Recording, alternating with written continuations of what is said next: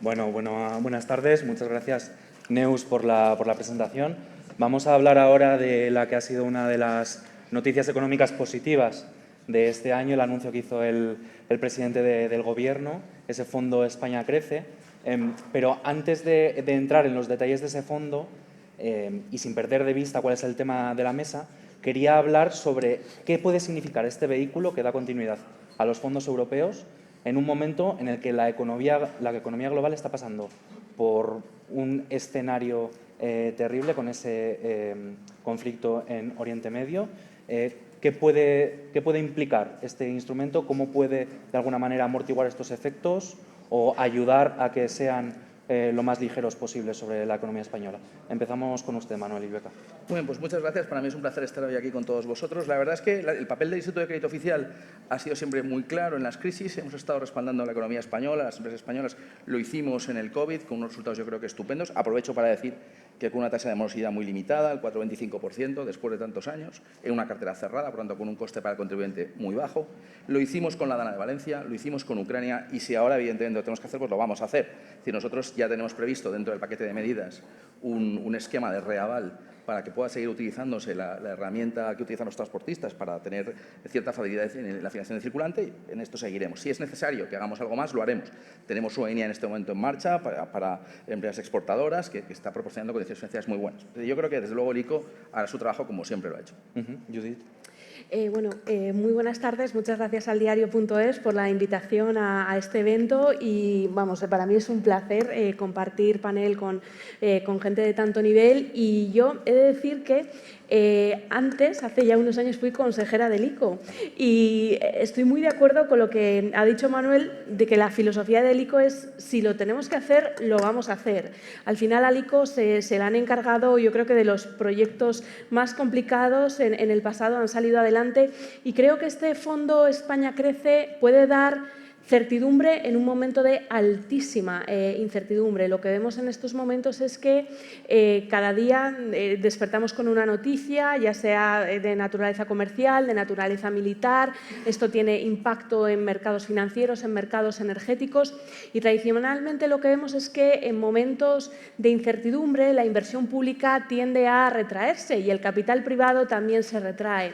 Entonces yo creo que lo que puede hacer este Fondo España Crece precisamente es dar esa certidumbre, esa continuidad, es decir, este capital público va a estar disponible y va a permitir movilizar más capital privado y potenciar la inversión, la formación bruta de capital fijo que es tan importante para que la economía española desarrolle un potencial de crecimiento también en el medio plazo. Antonio. Buenas tardes a todos y también muchas gracias por darnos la oportunidad de estar en este foro. Yo me voy a referir a lo que hemos vivido muy recientemente, que son los fondos Next Generation, que para mi sector y para Stellantis, a través de los PERTEs, ha supuesto una palanca, yo creo que para fijar capacidad industrial en España, pero además para empezar a prepararnos con un plan de inversión dirigida a los retos que nos presenta pues la regulación, los objetivos de descarbonización, de electrificación, con procesos de inversión en vehículo eléctrico, en la cadena de valor del vehículo eléctrico, que darán su fruto, que están dando su fruto. Entonces, cualquier plan estructurado hacia futuro nos va a hacer mucho más sólidos en la medida en que fijemos bien las prioridades. Creo que antes lo decía, claro, hablar después de Enrico Letta a veces es difícil, pero si aciertas en la diagnosis, seguramente tienes el resultado más fácil.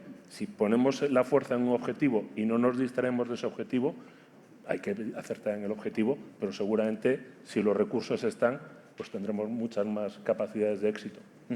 Jorge. Muchas gracias también por la invitación. España está ahora mismo transitando, lleva un periodo largo de crecimiento y está transitando desde hace no mucho a un modelo donde pesaba menos la inversión, de hecho asombrosamente menos. Normalmente en los procesos de recuperación la inversión actúa como acelerador. Esto no ha sido así hasta ahora. De hecho, en términos per cápita, la formación bruta de capital por persona en edad de trabajar es la misma que la que había en la pandemia, pero justo en los últimos 2 años lo que estamos transitando ya más claramente es a un peso más importante del consumo y de la inversión. Y en este sentido, en un entorno de incertidumbre que viene, lo importante es garantizar que este proceso de inversión, que viene algo rezagado, no se pare, porque es lo que nos ha faltado en esta recuperación. Y obviamente en contextos, como decía Judith, de incertidumbre, esos son contextos en los cuales se pueden retraer ese tipo de decisiones y el papel de garantía que puede proporcionar el ICO es positivo, claro. Como mencionaba Jorge, venimos de unos años en los que no se puede entender la economía española sin el papel de los fondos europeos. El Fondo España Crece, el presidente del Gobierno dio aquí detalles de ese fondo. El Fondo España Crece quiere darle continuidad. Precisamente, aquí el presidente del Gobierno le menciona a usted, Manuel, como uno de los protagonistas, ¿no? Porque va a ser el ICO el que lo desarrolle. ¿En qué consiste exactamente el Fondo España Crece? Bueno, el Fondo España Crece es básicamente una inyección de capital a la institución nuestra, son 10.500 millones, más en principio un tramo de 2.800 millones para incorporar en operaciones financieras con cierto grado de subsidiación, que sean necesarias para mitigar fallos de mercado concretos, ¿no? Esto nos sitúa en el entorno de los principales bancos europeos como el nuestro, un poco por hacer una foto de familia, ¿no? Tenemos KfW con 38.000 millones de euros de capital, que si además sumamos el capital de toda la banca regional alemana, es decir, el Bayerische Landesbank, el Baden-Württemberg Landesbank, llegamos a 50.000 más, es decir, un total de 88.000 millones de euros de capital en toda la banca promocional alemana. En el Reino Unido estamos en un mandato ya del orden de unos 38.000 también, 41.000 en Italia.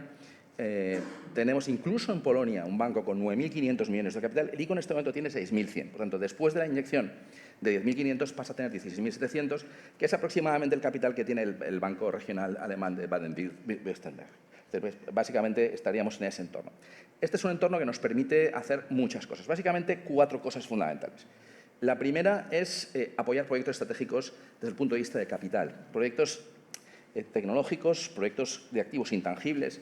Pues estamos hablando de temas, por supuesto, de defensa, estamos hablando de temas que tienen que ver con semiconductores, estamos hablando de temas que tienen que ver con la industrialización de la construcción, un elemento fundamental para el país, temas de sostenibilidad en general.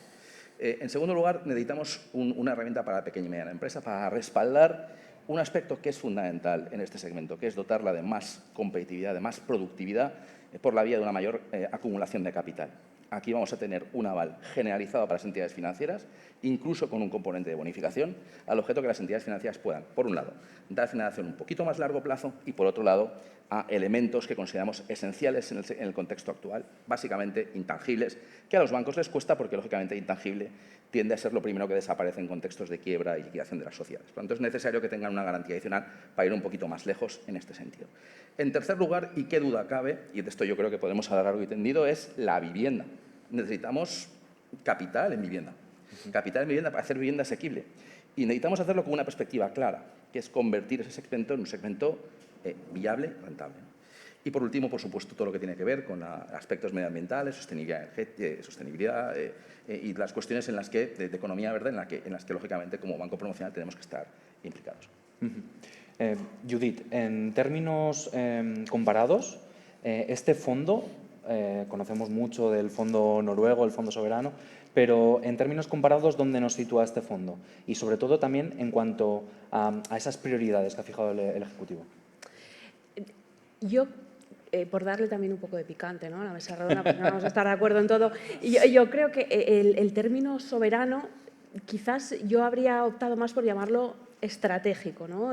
Porque creo que se parece más al fondo irlandés, que de hecho es el Irish Strategic Investment Fund, o sea, tiene el nombre estratégico, o al UK National Wealth Fund. Yo creo que vamos por esa línea. ¿Por qué digo que el nombre soberano quizás a mi juicio no es el más adecuado, aunque esto es una cuestión puramente semántica? Pues porque tradicionalmente los fondos que se han llamado soberanos son los fondos del Consejo de Cooperación del Golfo, el Fondo de Noruega, como tú mismo decías, y estos son fondos que se nutren fundamentalmente de ingresos derivados de la venta de materias primas energéticas. Y eso en España de momento no tenemos, ¿no? Entonces, creo que efectivamente es un fondo estratégico pensado para la financiación en proyectos estratégicos que, como decía antes, son los que pueden apoyar el potencial de crecimiento de la economía española en el medio plazo. Yo creo que a este respecto hay algunos principios que son muy importantes. En primer lugar, creo que es fundamental que se fijen una serie de objetivos estratégicos, pero que luego las decisiones diarias de inversión se tomen de manera independiente y con arreglo a criterios económicos. Y esto está muy alineado con lo que se hace en Irlanda, por ejemplo, donde el fondo irlandés tiene un doble mandato de rentabilidad, pero por otro lado, por supuesto, de apoyar la creación de empleo y el crecimiento económico en Irlanda. Por otro lado, creo que es fundamental la adicionalidad, es decir, la inversión pública está pensada sobre todo para resolver fallos de mercado. Tradicionalmente, la intervención del sector público en la economía está para la resolución de fallos de mercado. Y aquí es muy importante que el sector público llegue allá donde el sector privado, en principio, no tiene tanto apetito por llegar porque supone mayor riesgo. Si pensamos, por ejemplo, en la estructura de la financiación en la Unión Europea o en España, es una financiación sobre todo muy basada en el sector bancario que por naturaleza necesita colateral, es decir, necesita garantías reales o personales. Entonces, se trata de que el sector público pueda llegar allí donde en principio no haya apetito. E insisto tanto en esto porque no es el caso del ICO, pero sí que hay alguna evaluación independiente, por ejemplo, del instrumento InvestEU, donde sí que se ha dicho que algunos socios de implementación, como puede ser el Banco Europeo de Inversiones, no han tenido suficiente apetito por el riesgo y han ido más a lo seguro. Entonces, creo que esto es fundamental. Gracias. Vamos a aterrizar un poco lo que es el fondo. Vamos a hablar del sector de la automoción, que es fundamental para la economía del país, de España, y que además se encuentra en pleno proceso, ¿no?, de renovación, por así decirlo, con toda esta transición al vehículo eléctrico y conectado. Antonio, ¿qué implicaciones tiene el Fondo España Crece precisamente en un sector como el vuestro? Bueno, el sector del automóvil en Europa, como sabemos, tiene una regulación que tiene un ámbito, digamos, europeo, pero si miramos rápidamente, sin entrar en temas de qué pasa con la geopolítica, etcétera, cuáles son los 2 o 3 grandes problemas que tiene, retos que tiene, más que problemas, retos que tiene hoy el automóvil. El primero es el tamaño del mercado. El mercado en Europa está bajando. Los europeos se compran menos coches, por muchas razones, pero se compran menos coches, con lo cual fabricamos menos coches. Entonces, todo lo que sea hacer crecer la economía europea y la economía española va a ir en favor de esa industria. España, como fabricante, exporta el 90% de su producción y además la exporta al mercado alemán, al mercado italiano, al mercado francés. Con lo cual, hacer crecer la economía europea es la primera palanca que además, se ha comentado antes, que en los últimos 30 años, digamos, tenemos una tendencia de que nuestro crecimiento está ralentizado respecto a otras regiones.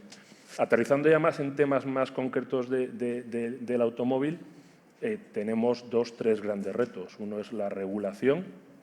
No se trata de poner en discusión en absoluto la descarbonización y el proceso de electrificación, pero la realidad demuestra que hoy el ritmo del mercado no acompaña los objetivos o la regulación europea.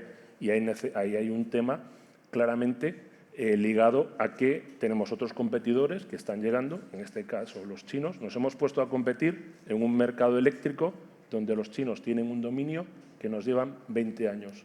Dominan las materias primas necesarias para hacer las baterías, el refino de las baterías, y eso es el 30% de la cadena de valor del coche. Y esa parte en Europa hoy, ni Europa ni España la tenemos. Y ahí, sin duda alguna, iniciativas ligadas a desarrollar la industrialización o a promover, focalizar la inversión en segmentos donde Europa necesita recuperar, no la independencia, porque estamos lejos de la independencia, pero la autonomía, apoyándonos, siendo humildes. Hoy los chinos tienen una tecnología y una capacidad superior a la nuestra. Si queremos tener coches eléctricos, tenemos que aprender de ellos. Si no, el 30% del valor de un coche eléctrico va a venir de fuera y eso hace que es muy difícil recuperar la competitividad en el otro 70% sin dominar esa parte. Y hoy España tiene posibilidad de empezar a trabajar en minería, tiene posibilidad de empezar a desarrollar un segmento químico que es todo el refino y toda la parte de componentes de batería que son tremendamente tecnológicos, porque al final, ¿cómo vamos a crecer? Vamos a crecer ganando competitividad e innovando. Es decir, no vamos a crecer simplemente por un acto voluntario o una decisión de crecer.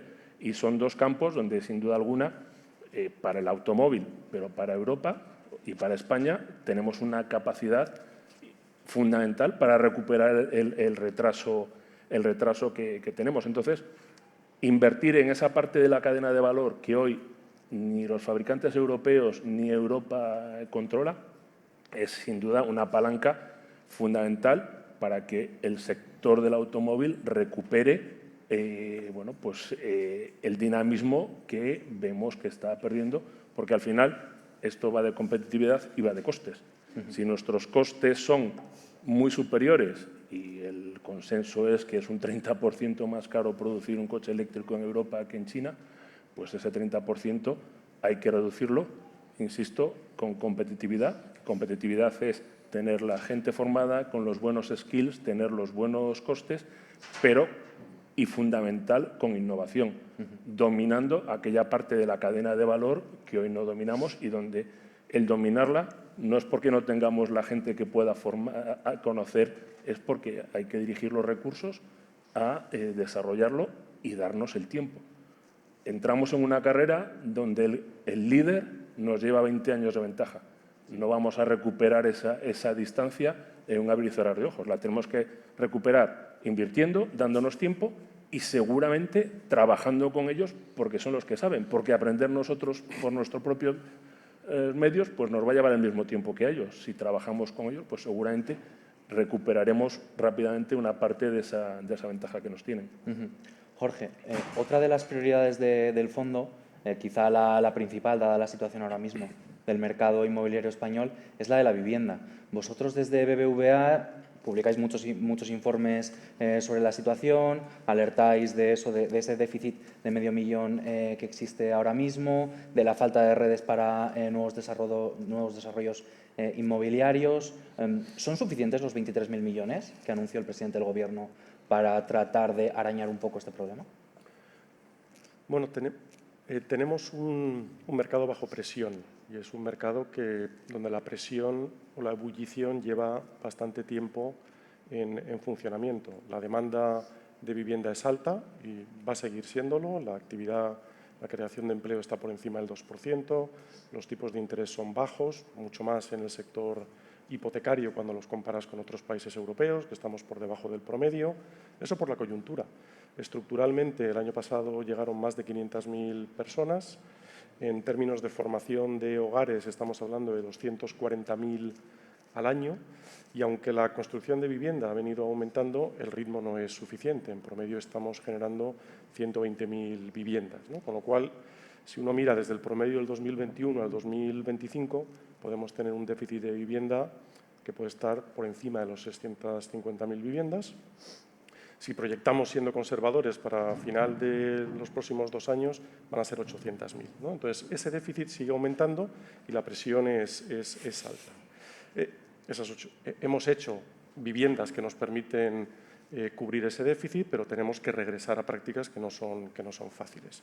Entonces, claro, en este contexto, me preguntas si el fondo puede ayudar. Claro que puede ayudar. ¿Por qué? Porque incide en uno de los puntos que ahora mismo es un cuello de botella, que es la insuficiente rentabilidad de algunas operaciones de promoción, sobre todo en el sector de promoción residencial. Entonces, en la medida en que facilita esa financiación, pues hace dos cosas, ¿no? Puede movilizar recursos externos y también libera capital de los promotores, y todo eso pues, bueno, genera un entorno que es proclive a que tenga impacto, sobre todo si se dirige a aquellos lugares donde se podría hablar de fallos de mercado, que es básicamente el mercado de desarrollo de vivienda asequible, que es donde entiendo que se están concentrando. Ahora, por poner en contexto, el problema del sector de la vivienda en España es mucho más amplio y hay que incidir en básicamente los factores de la escasez de suelo finalista, de los procesos urbanísticos que son muy largos, lo cual hace que exijas una rentabilidad de esos procesos muy elevada, la falta de comunicación que debería ser mejor entre distintas administraciones públicas, y luego hay otros cuellos de botella, la falta de la mano de obra, estos temas de suministro eléctrico que comentabas. Yendo a tu primera pregunta, pues cabe esperar que se van a encarecer los materiales, ¿no? Entonces, en general hay un conjunto de elementos que no puede solucionar el ICO, pero en la parte que le toca ayudar yo creo que sí puede tener impacto.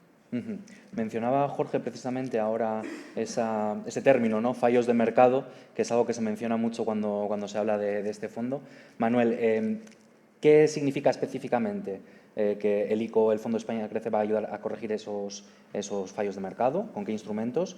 Y luego mencionabas también anteriormente que la inyección de capital va a poner al ICO un poco en equilibrio con sus otros equiparables en Europa. ¿Tiene músculo el ICO para esta tarea que es titánica? Bueno, veo que quedan 19 minutos. Seguramente hablar de vivienda y hablar de fallos de mercado llevaría 19 horas o días, ¿no? Y por tanto voy a hacer lo posible por hacerlo rápido en este sentido. Porque creo que ilustrarlo con la vivienda es la mejor manera de que la gente entienda lo que es un fallo de mercado. Por eso es una cosa que nos afecta a todos y que es, yo creo que un drama social, hablemos claro. No únicamente un drama social, es también una de las principales medidas de política económica que tenemos que tomar, resolver este tema, porque tenemos un modelo de crecimiento basado en la atracción de capital humano, cosa muy positiva y cosa que suele generar, no lo olvidemos, efectos en ámbitos como, por ejemplo, la innovación. Necesitamos tener un país que atraiga realmente capital humano de calidad. Esta es, en mi opinión, de las mejores políticas económicas que podemos hacer. Por tanto, no es únicamente un tema de redistribución. Entonces, vayamos al tema en cuestión. Evidentemente que el ICO no tiene recursos suficientes para resolver este problema. Pero es que las administraciones públicas no tienen recursos para resolver solas este problema. Porque no se trata únicamente de una cuestión de un one-shot, no es un tema que tengamos que resolver ahora y ya está. Es que todos los años empeora la cuestión porque nuestra demografía es como es. Se reduce el tamaño de los hogares, tenemos inmigración y, por tanto, el déficit aumenta. En una economía de mercado, corresponde al mercado resolver aspectos que afectan a millones de personas. Y este es un tema que afecta a millones de personas. Entonces, tenemos que conseguir las administraciones, ahí sí que tenemos que implicarnos las administraciones, en que realmente este segmento, especialmente el del alquiler asequible, que yo creo que es auténticamente el fundamental, que este segmento sea rentable. Porque si este segmento es rentable, entonces conseguiremos que fluya el capital privado hacia este sector y entonces empezaremos a resolver el problema. Veleidades de otro estilo, empezar a pensar que la administración es la que lo va a resolver con temas presupuestarios, es decir, es una cuestión que yo sinceramente creo que es no atinar y no diagnosticar bien el problema. Entonces, ¿qué puede hacer el ICO en ese sentido? El ICO va a centrarse en el mercado de alquiler. Lo va a hacer, en primer lugar, porque la oferta de construcción para alquilar en España es mínima. Es un sector que prácticamente no existe. Entonces, se dice muchas veces esto de que es que al español le gusta la vivienda en propiedad. Y yo me pregunto, ¿cuándo el español ha tenido realmente una industria de alquiler digna de ese nombre? ¿Cuándo? ¿Cuándo ha pasado eso? Porque lo que hemos tenido son iniciativas individuales, personas que tienen un piso, 2 pisos, lo pueden alquilar, suelen pedir garantías exorbitantes. Hemos tenido que sacar un aval para que la gente pueda acceder a poner las garantías para entrar en vivienda de alquiler. Es verdad que todo es mejorable, podría mejorar la protección de los derechos de propiedad de los propietarios. ¿Qué duda cabe, ¿no? ¿Qué duda cabe que hay mucho que hacer ahí?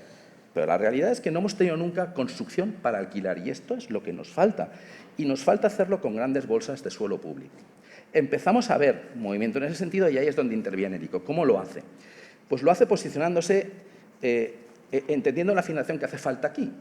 Esto es muy sencillo. Aquí viene un vehículo de inversión.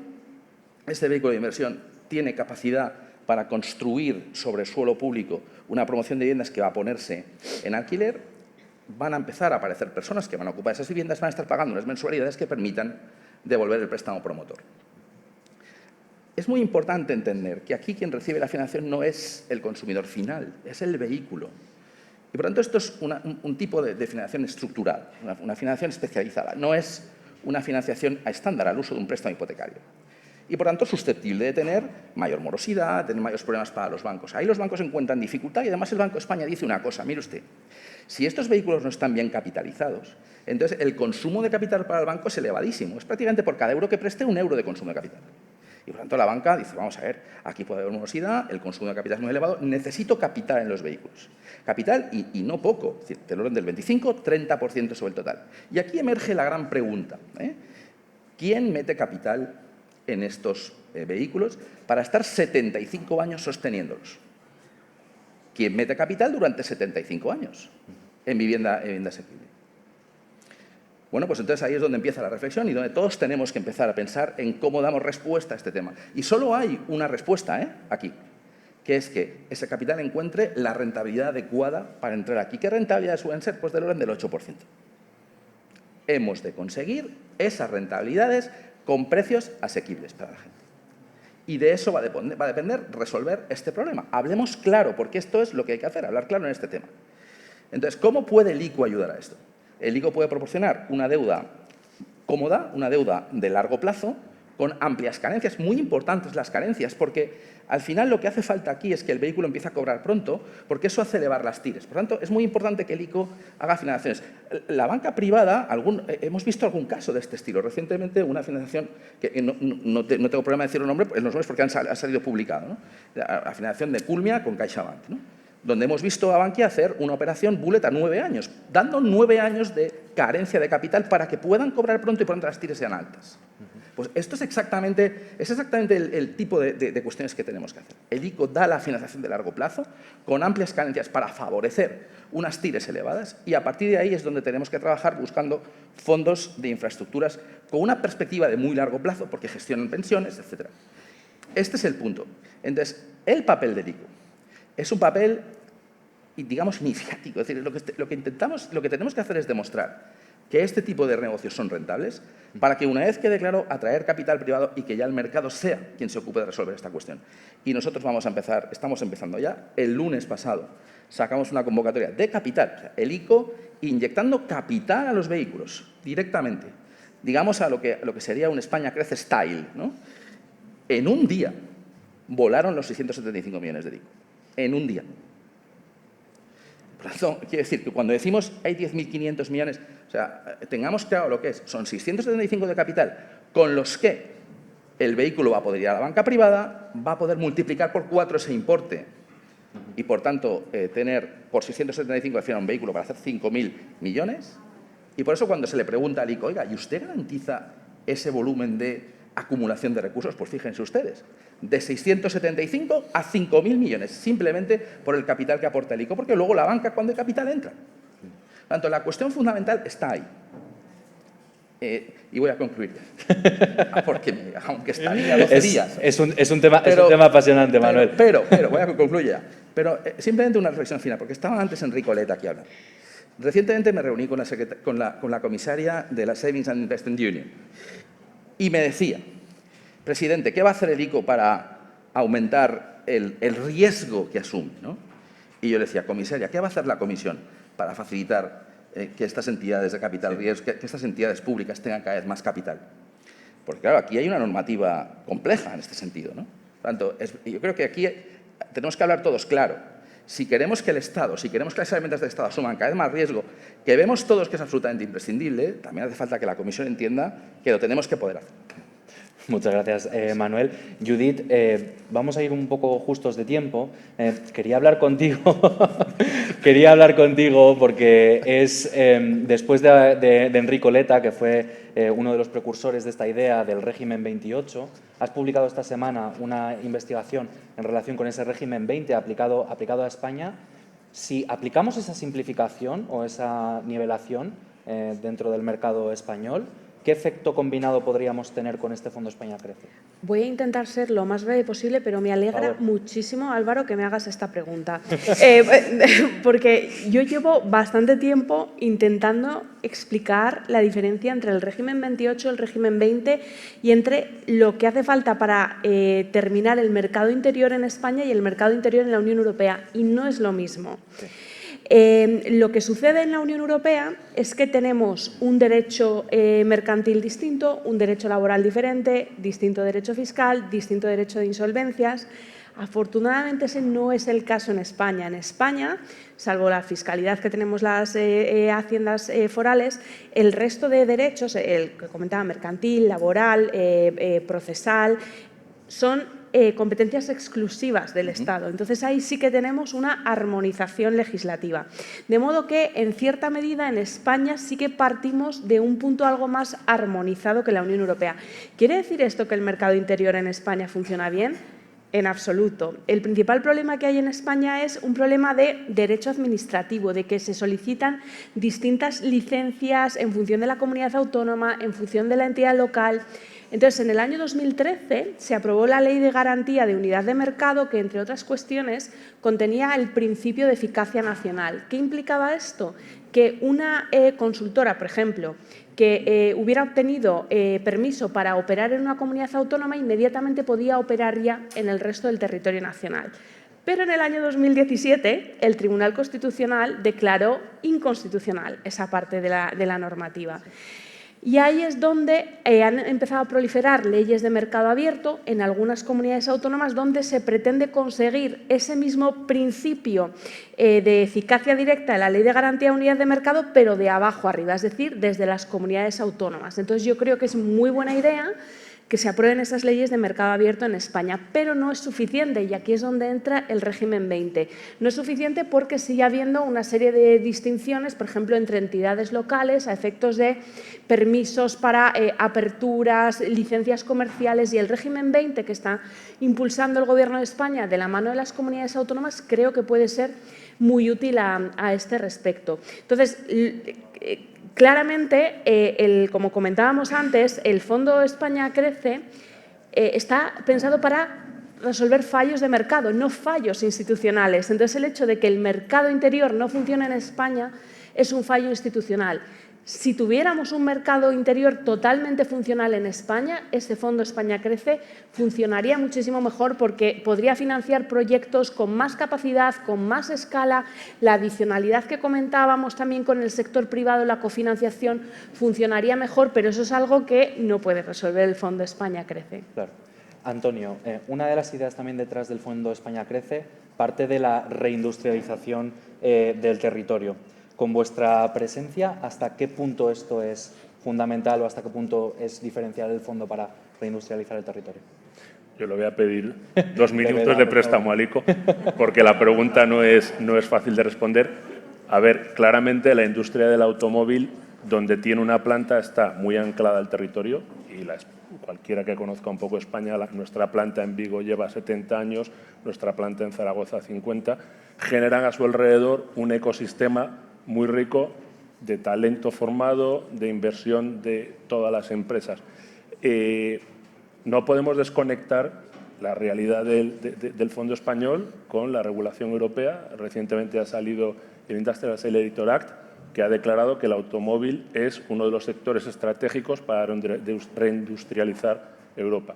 Sin querer hacerlo muy largo, al final eso lo que pretende es caminar en la línea de descarbonización y de la electrificación, facilitando que el Made in Europe, en el sentido amplio, evidentemente España como segundo fabricante en Europa, pues el Made in Europe es una palanca, puede ser una palanca realmente importante, se convierte en un elemento para anclar industria en Europa, para recuperar, porque el objetivo es tener hasta el 70% de los componentes del vehículo localizados, sin tener en cuenta la batería. La batería, además, también la queremos, esta regulación queremos localizarla. Y desde Stellantis, junto con Volkswagen, los dos CEOs, hemos hecho una comunicación diciendo que vemos ese Made in Europe como un concepto muy interesante porque estamos muy invertidos en Europa y lo que queremos es que la industria en Europa sea rentable y reducir el gap y que los que inviertan en Europa jueguen con las reglas de Europa de manera que nuestra industrialización sea sostenible. Dicho eso, hablamos, parece siempre, del fabricante. Hablaba antes de toda la cadena de valor. Hay una parte muy importante también, que en España tiene un peso muy grande dentro del automóvil, que es todo lo que llamamos la industria de los suppliers, la industria de componentes, que necesitan pasar de un mundo de motores térmicos a un mundo de motores electrificados, donde en una parte es conversión y en otra parte es realmente desarrollar nuevas tecnologías. Y aunque no aparece dentro de, digamos, de los temas del Fondo España Crece Hoy, porque está muy focalizado seguramente pues, en otros problemas estructurales que tenemos, como puede ser la vivienda, pero sin duda alguna ese segmento tiene un peso muy importante en nuestra industria, es industria pequeña y focalizar, ser capaz de que esos fondos se orienten para completar y robustecer la cadena de valor, porque al final si la cadena de valor no es robusta, os aseguro que la cadena de valor china nos va a comer porque ya nos ha comido una parte. La gangrena ya ha empezado, ahora se trata de pararla y realmente volverla para atrás. Creo que todas esas herramientas bien alineadas nos van a dar una capacidad de, como tú decías, anclar al territorio la industria. Pero, sin duda alguna, estamos en un momento de necesidad de actuación y de decisiones rápidas. Jorge, el fondo tiene previsto movilizar 120.000 millones, pero ahí va a ser fundamental la demanda privada y también la ayuda de las entidades financieras. ¿Crees que ahora mismo hay un apetito inversor que pueda movilizar toda esta cantidad? Me preguntas por apetito. Apetito hay. De nuevo, estamos creciendo por encima del 2%, los tipos de interés son bajos y yo creo que ya nadie tiene que tener muchas expectativas de que van a ser más bajos. Tenemos un déficit de inversión que te he comentado antes. Todo eso hace pensar que es el momento donde el peso de la demanda interna va a cobrar más importancia en la recuperación, con lo cual, claro que hay un apetito inversor.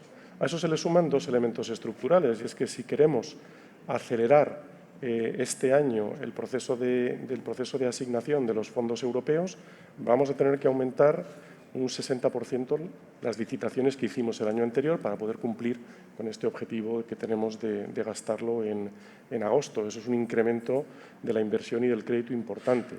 Y un segundo elemento, lo comentaba alguien antes, tiene que ver con el sector de defensa. Ya, cuando uno mira lo que ha hecho el Consejo de Ministros, ya se han puesto 40.000 millones en defensa con un objetivo.